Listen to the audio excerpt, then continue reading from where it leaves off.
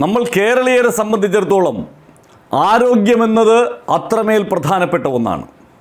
അതുകൊണ്ട് തന്നെ കേരളത്തിൽ കാലാകാലങ്ങളിൽ ആരോഗ്യവകുപ്പ് കൈകാര്യം ചെയ്യുന്ന മന്ത്രിമാർ അത്രമേൽ ജാഗ്രതയുള്ളവരായിരിക്കണം എന്നതും നിർബന്ധമാണ്.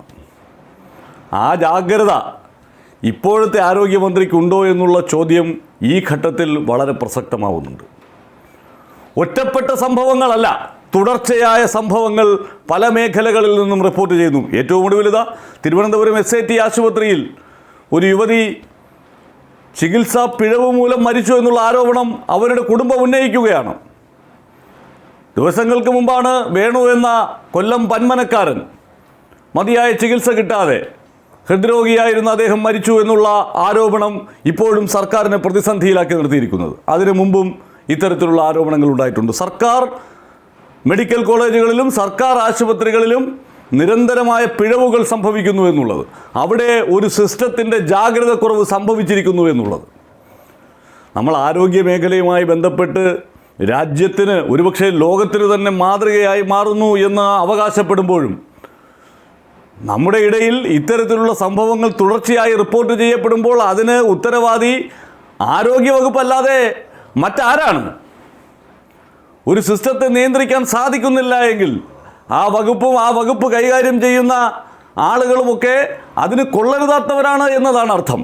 ഇപ്പോൾ കോവിഡ് കാലത്ത് കേരളത്തെ ലോകത്തിൻ്റെ ശ്രദ്ധാകേന്ദ്രമാക്കി മാറ്റി നിർത്തുന്നതിൽ നമ്മുടെ ആരോഗ്യവകുപ്പിൻ്റെ ഇടപെടലുകൾ വളരെ നിർണായകമായിരുന്നു. അതുകൊണ്ടാണ് അന്നത്തെ ആരോഗ്യമന്ത്രിയായിരുന്ന ശൈലജ ടീച്ചർക്ക് ഈ നാടും ലോകവുമൊക്കെ ആ നിലയിലുള്ള ഒരു ബഹുമതി നൽകിയതും. അങ്ങനെ ശൈലജ ടീച്ചറെ പോലെ ആരോഗ്യവകുപ്പിൽ ശ്രദ്ധ ചെലുത്തിയിരുന്ന ഒരു മന്ത്രി ഉണ്ടായിരുന്നയിടത്ത് ഇപ്പോൾ വന്നിരിക്കുന്നയാൾ അത്രമാത്രം ജാഗ്രത പുലർത്തുന്നുണ്ടോ എന്ന ചോദ്യമുണ്ട്.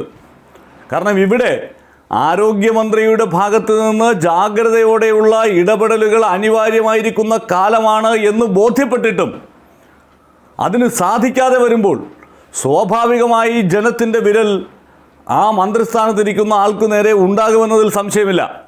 വീണ ജോർജ് ഓരോ ഘട്ടത്തിലും ഓരോ സംഭവത്തിനും മറുപടിയൊക്കെ നൽകുന്നുണ്ട്. പക്ഷേ ആ മറുപടി കൊണ്ട് കാര്യമില്ല. സിസ്റ്റം ശരിയാക്കാനുള്ള ശ്രമം നടത്തുന്നുണ്ട് എന്ന് പറയുന്നുണ്ട്. പക്ഷേ ആ ശ്രമം കൊണ്ട് കാര്യമില്ല. അങ്ങനെ ശ്രമം ഉണ്ടായിരുന്നെങ്കിൽ ഒരു കുടുംബം പുതുതായി ഇത്തരമൊരു ആരോപണം ഉന്നയിക്കുന്ന അവസ്ഥയിലേക്ക് തിരുവനന്തപുരം SAT ആശുപത്രിയിലെ സംഭവം എത്തില്ലായിരുന്നു. അവിടെ എന്തോ ദുരൂഹമായത് സംഭവിച്ചിരിക്കുന്നു എന്ന് ആ കുടുംബത്തിന് സംശയമുണ്ടാകുന്നത്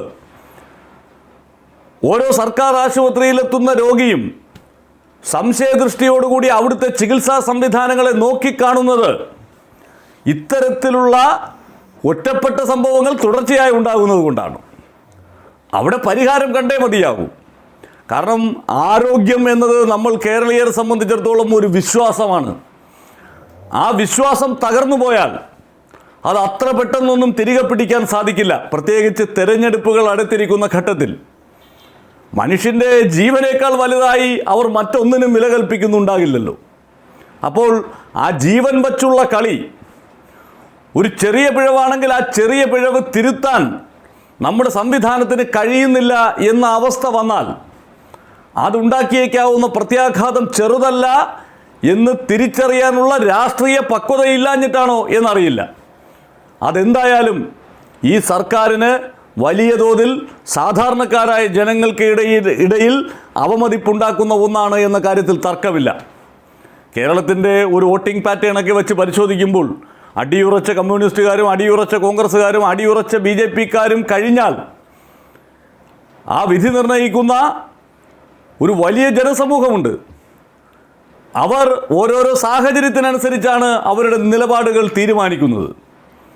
അങ്ങനെയുള്ള മനുഷ്യരുടെ മുന്നിൽ അത്രമേൽ പ്രധാനപ്പെട്ട ആരോഗ്യമേഖലയിൽ നമ്മുടെ ജീവൻ വച്ച് പന്താടുന്ന സ്ഥിതിവിശേഷം ഉണ്ട് എന്നത് ബോധ്യപ്പെട്ടാൽ അതെത്രമാത്രം ഹാനികരമാകും എന്നത് തിരിച്ചറിയേണ്ടുന്ന ഒന്നാണ്, തിരുത്തേണ്ടുന്ന ഒന്നാണ്. അത് തിരുത്തിയില്ലെങ്കിൽ ഈ പറയുന്നത് പോലെ കാര്യങ്ങളത്ര എളുപ്പമാകില്ല തന്നെ.